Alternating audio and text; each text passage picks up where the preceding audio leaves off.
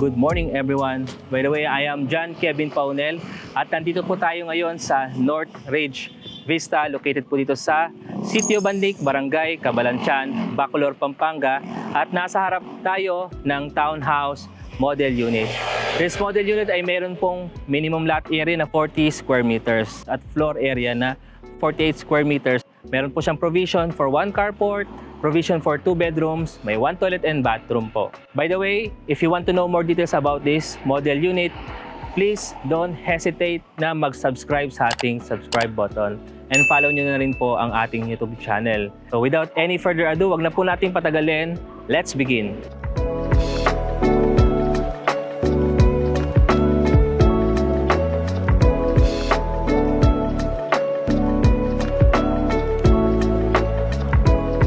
Pag sinabing townhouse model unit, these are 2-story na more than 2 units po na magkakadikit with a common shared firewall. Kagaya po nung nasa likuran po natin. So we have this actual turnover and on my right side is the dressed up model unit. Ang kagandahan po dito is hindi lang siya ordinaryong design niya. So for each pair, naka-setback po yung ating firewall and then comes to the next pair po, pa-forward na po yung common firewall po niya. Papansin po natin, yung design ng facade doon sa first part, so brown siya, and then a combination of gray and cream color accent pagdating sa upper part. Since 48 square meters siya at meron siyang provision for 1 carport, kaya hindi niyo po problemahin kung saan igagarahe po ang inyong sasakyan. You may use this area as your carport and this area as your access to your main door. Before tayo pumasok, yung mga papansin po natin, yung mga window natin dito is a 2-panel sliding glass window with screen na po yan. Tapos may mga area tayo kung saan pwede natin gamitin as landscaping, nasa inyo po. Ito po yung ating pinaka-setback kung saan makikita yung ating mga firewall. Pakita ko lamang po sa inyo kung ano po yung itsura ng dressed up model unit. And then, second transition po lang sa isang video, yun naman pong actual turnover. Yung pintuan po natin dito, so these are wood panel door. Yung door jamb, wood na rin po. Elevated yung doorstep. So sa pagpasok po natin, yung pinaka-actual turnover po talaga nito is an open concept space. Wala po siyang tiles. Because this is just a dressed up model unit, kaya nagkaroon po ng interior design. Pakikita po lang dito, ito yung recommended na formal living area. Since it is just a very small space, perfect for a starting family. Yung dining area po natin dito, pwede nyo pong isog sa part niyan. Underneath the staircase is 4-seater dining table. Dito naglagay po sila ng vertical louver which serves as a partition and also a TV console area. At sa likod naman po niya will be your main kitchen area. So meron pong ideal po kasi yung mga kitchen sinks sa loob. Perfect, mag-wash po kayo ng dishes.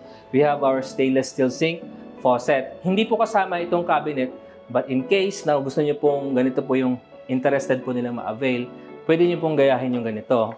Commonly, pwede po kayo maglagay ng wall tile cladding na meron pong ganitong klaseng design para kapag naglinis po sila, tumatalsik po sa pader, madali pong linisin dahil smooth finish po yung ating tiles. So meron na rin po naka-install na ceramic tiles sa ating countertop. We have our toilet and bathroom. We have our pedestal, lavatory, water closet, pagkatapos yung ating shower area. PVC po yung flush door and also the door jamb. Dito naman po sa area na ito, this will be your service area. You may also cover this in case na ma-turn over po sa inyo para enclose nyo as your dirty kitchen or some part will service area. So paved na yan. Tapos, meron tayong mga nasa 6 feet height na concrete wall. Okay. Then, dito naman po, yung ating staircase, yung first 1, 2, 3, 4, 5 steps po natin, concrete po yung stair treads. Comes with dito, support niya is steel with a concrete na stair treads din. And even our railing are steel. Yung finish po ng ating interior wall, it is a white finish turnover. Then let's go upstairs just to check kung ano po yung mga available spaces na ino-offer dito. Sa pag-akyat po natin, nabanggit po natin na meron siyang provision for 2 bedrooms. Open concept space talaga ang pinaka-actual turnover natin dito na ipapakita natin later doon sa isang unit. But just to give you an idea, ito yung pwede nyo pong gawin. So, this bedroom behind me, so naglagay sila dito ng bunk bed. Single-sized yung bunk bed po nila. And you still have 1 meter space for a side table. So, base po doon sa espasyo niya, sa room na meron siya, pwede pa siya double size bed. And you still have a space for a study table here. Yung height floor to ceiling, estimated po mga nasa 8 to 9 feet. Yung ating bintana dito sa likuran, it is a 2-panel sliding glass window na meron na pong screen. Yung ceiling, this is just a design. Pero ano po yan, open talaga yan. Wala siyang ceiling. Well, mamaya makikita po natin. Now, let's check yung master's bedroom. So, this is the master's bed. Yung bed po dito, it is a double size bed. And you have a 2 meter setback dito sa below the bed. Pero pwede kayo maglagay dito ng study table. Pwede ka rin maglagay dito ng built-in closet. So, very spacious po siya. Now na nakita na po natin yung dressed up model, let's check naman po yung actual turnover. Para naman po, ma-imagine naman, just in case kayo po yung magpapagawa o magpapa-interior-design, ano naman yung pwede nyo pong gawin na mas creative kaysa sa dress-up model unit po natin. So, ito naman po yung actual turnover unit. Since it's just the same ng facade ng ating dress-up model unit, kaya papasok na lamang po tayo. Tara, let's go! And there you have it. This is the actual turnover of the interior ng townhouse model dito sa North Ridge Vista. Wala siyang tiles, pero concrete po yan. Yung wall po natin, although this is bare finish, yung turnover, white finish naman po yung wall paint. This is our main kitchen. Meron na siyang wall tile cladding dito. We have switches here and beside the main door. And now let's count yung mga available na socket natin dito, electrical outlets. So we have 2 over here, another 2, so 4, 6, 8. Total is 10 electrical outlets that you may use here on the ground floor.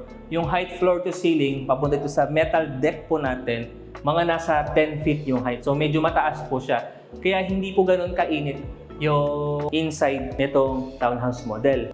So ito po yung ating pinaka-unit. Napansin ko lamang dito, wall mount lavatory. Yung kanilang dito, sink. So, sa nakita kasi natin doon sa kabila, it is a pedestal. So, since this is just the actual turnover, so possible, ang pinaka-turnover niya is wall mount, yung lavatory. Same pa rin, yung ating service area, paved pa rin siya. Hindi natin masyadong papakita kasi naging exposed dahil sa ulan. So, medyo nagkaroon na po ng lumot dito. So, ibabanggitin na lang po natin or just to describe, paved na siya. Ito po yung binabanggit ko po sa inyo na yung first 5 steps po natin concrete. Then, yung succeeding na stair steps natin are still with the concrete na stair treads. Now, let's go upstairs just to check kung ano ba itsura ng open concept space. Dito naman po sa second floor, concrete slab. So, hindi nyo na po aalalahanin because there are some units sa ibang developer na kahoy yung kanila pong second floor. But this one po, concrete slab na siya. Yung mga window pa rin are the same na 2-panel sliding glass window. Tapos, mataas din po yung height clearance. Nasa 10 feet din. And then yung ating pinaka-roofing po dito, may naka-installed na insulation. Medyo siya, fresco. Now, let's count all the electrical outlet. We have 2, 4, 6, 8, 10. Just like the ground floor, they have a total of 10 electrical outlet. Same with the second floor, 10 electrical outlet. Tapos, since provision siya for 2 bedroom, and now, it's up to you kung paano nyo po ipapartition po yung mga available spaces we have here.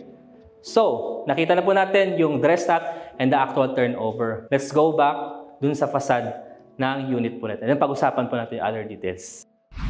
Now na nakita po natin kung ano po yung interior and exterior details ng actual and the dressed up model unit, if you have any question dun sa mga details na hindi ko nabanggit, please don't hesitate na mag-comment sa ating comment section. Nakalagay na rin po ang computation sa description box and also our Facebook page, mobile, WhatsApp, and Viber number if you are interested to visit the actual location of North Ridge Vista. Yung mga amenities na meron tayo dito, we have the swimming pool, gated community na rin po to with security guard. We have the basketball court, the function hall, of course, the parks and playground. At gaya po na nabanggit ko kanina, if you are looking for a strategic na maganda ang location, perfect po ang North Ridge Vista. So ano po sa palagay nyo? Comment nyo naman po ang impression nyo po dito sa North Ridge Vista. Maraming salamat po sa inyong pong pagsabaybay. Once again, see you on the next video. God bless everyone.